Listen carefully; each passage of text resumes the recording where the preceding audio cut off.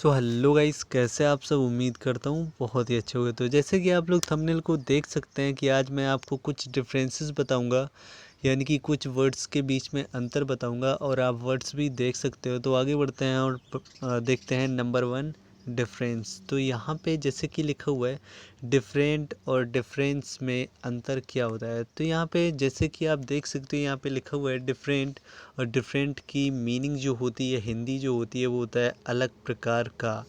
मतलब कोई भी चीज़ अलग प्रकार की है ना। तो एग्जांपल के ज़रिए समझते हैं तो he has different type of food.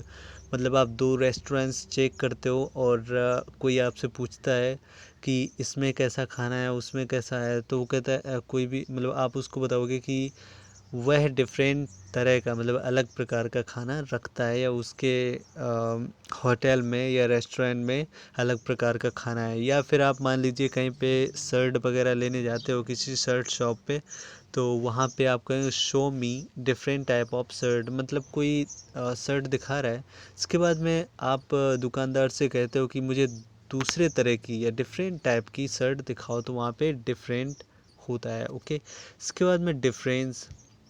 अब डिफरेंस क्या है, डिफरेंस में केवल अंतर होता है, यानी कि जब कोई दो चीज़ों के बीच में हम अंतर निकालते हैं वहाँ पे हम डिफरेंस का यूज करते हैं। जैसे कि मैंने यहाँ पे किया हुआ है, आप देख सकते हो।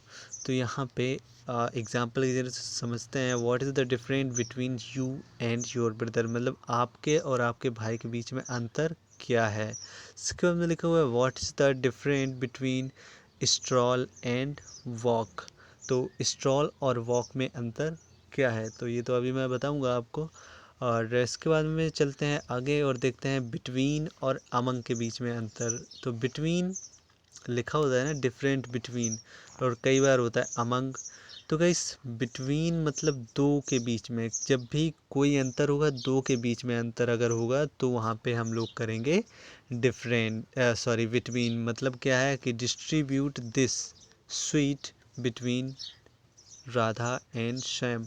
मतलब क्या है कि यहाँ पे दो लोगों के बीच में कोई बात हो रही, तब वहाँ पे हम लोग बिटवीन लगाएंगे। लेकिन अब यहाँ पे क्या है अमंग, तो अमंग का यूज करते हैं दो से अधिक, मतलब के बीच के लिए ही करते हैं, लेकिन दो से अधिक हो। मतलब क्या है, अगर दो लोग हैं और उनके बीच में कोई चीज़ बांटनी है तो वहाँ पे क्या होगा, बिटवीन। लेकिन अगर कई लोग हैं वहाँ पे कोई चीज़ बांटनी है तो वहाँ पे होगा अमंग। तो जैसे कि एग्जांपल आप देख सकते हो, distribute this sweet among the students. Okay, आगे बढ़ते हैं और देख लेते हैं यहाँ पे स्ट्रॉल और वॉक में अंतर। तो स्ट्रॉल मीन्स होता है चहलकदमी, यानी कि बिल्कुल आराम से चलना, मौज की चाल चलना, या फिर इधर उधर घूमना, ये होता है स्ट्रॉल मीन्स। ओके, तो यहाँ पे जैसे कि एग्जांपल लिखा हुआ है he asked me a question while strolling. मतलब जब हम लोग स्ट्रॉलिंग कर रहे थे, यानी कि चहलकदमी कर रहे थे, थोड़ा थोड़ा धीरे धीरे बिल्कुल चल रहे थे, तब उसने मुझसे क्वेश्चन पूछा। इसके बाद में यहाँ पे लिखा हुआ है वॉक। तो वॉक मीन्स होता है टहलना, एक नॉर्मल तरीके से चलना। ठीक है, तो he asked me a question while walking. तो इस तरीके से दोनों एग्जाम्पल आपने देख लिए। इसके बाद में चलिए आगे बढ़ते हैं और देख लेते हैं पास्ट इंडेफिनिट और पास्ट परफेक्ट में अंतर क्या होता है। तो पास्ट इंडेफिनिट जो होता है उसमें क्या होता है कि हेल्पिंग वर्ब, जो सिंपल सेंटेंसेस होते हैं उनमें हेल्पिंग वर्ब नहीं लगता है। आइए हिंदी के ज़रिए समझ लो कि सेंटेंसेस में सिर्फ इतना अंतर होता है कि जो पास्ट इंडेफिनिट होगा उसमें केवल दिया दिया होगा, और जो पास्ट परफेक्ट होगा उसमें दिया था हो जाएगा।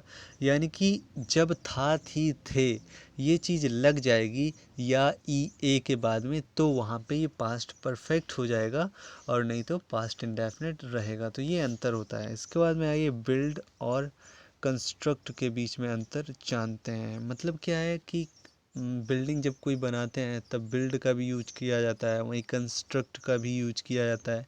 ठीक है, लेकिन आइए अब हम जान लेते हैं आखिर इनका हम लोग यूज कैसे कर सकते हैं और कहाँ पे किया जाता है। तो यहाँ पे लिखा हुआ बिल्ड और कंस्ट्रक्ट, एक वस्तु के ऊपर दूसरी वस्तु को रखकर कोई भी चीज़ बनाना। मतलब बिल्ड और कंस्ट्रक्ट का दोनों का ही मतलब होता है कोई एक चीज़ के ऊपर दूसरी चीज़ को रख करके बनाना। तो बिल्डिंग जो होती है उसके ऊपर, एक बिल्डिंग के ऊपर दूसरी बिल्डिंग, दूसरी माला के ऊपर तीसरी ईंट रख रख करके बनाते हैं, या फिर ब्रिक्स कह सकते हो, या फिर ब्लॉक कह सकते हो, रख रख कर बनाते हैं। तो वहाँ पे हम लोग कंस्ट्रक्ट या फिर बिल्ड लगाते हैं। लेकिन आखिर बात तो हो रही है इनके बीच में अंतर क्या है। तो इनके बीच में अंतर होता है कि कंस्ट्रक्ट जो होता है एक फॉर्मल होता है, और बिल्ड जो होता है ये कैजुअल होता है। फॉर्मल का मतलब ये है कि इसको एक सही तरीका कह सकते हैं, मतलब ग्रामर में अगर कहा जाए तो बेस्ट तरीका। लेकिन अगर विल्ड कहा जाए तो ये एक नॉर्मल सा तरीका है। अब मैं दूसरे एग्जांपल के तरीके आप लोगों को बताना चाहता हूँ। तो जैसे हम लोग हिंदी बोलते हैं, तो हिंदी हम जब जिस तरीके से मैं अभी बोल रहा हूँ, ठीक है, तो ये एक फॉर्मल तरीका हो गया। लेकिन अगर मैं जैसे, अगर कोई भी व्यक्ति गांव में रहता है तो आप लोग समझ सकते हो कि वो किस तरीके से बोलता है। तो मैं एक सेंटेंस या दो सेंटेंस बोल के आपको बताता हूँ, क्योंकि मैं भी गांव से ही बिलोंग करता हूँ। तो हम तुम्हें अभी बता रहे हैं। तो ये जो हो गई ये कैजुअल लैंग्वेज हो गई, वहीं फॉर्मल लैंग्वेज जो मैं अभी बोल रहा था। ओके, इसके बाद मैं आप लोगों से विदा लेना चाहता हूँ, और विदा लेने से पहले मैं आप लोगों से कहना चाहता हूँ, अगर वीडियो आपको पसंद आया तो लाइक और सब्सक्राइब ज़रूर करना। अगर आप सब्सक्राइब नहीं करना चाहते हो तो लाइक तो ज़रूर करके जाना, उसके लिए आपको कोई प्रॉब्लम नहीं होनी चाहिए। मिलते हैं नेक्स्ट वीडियो में, तब तक के लिए बाय।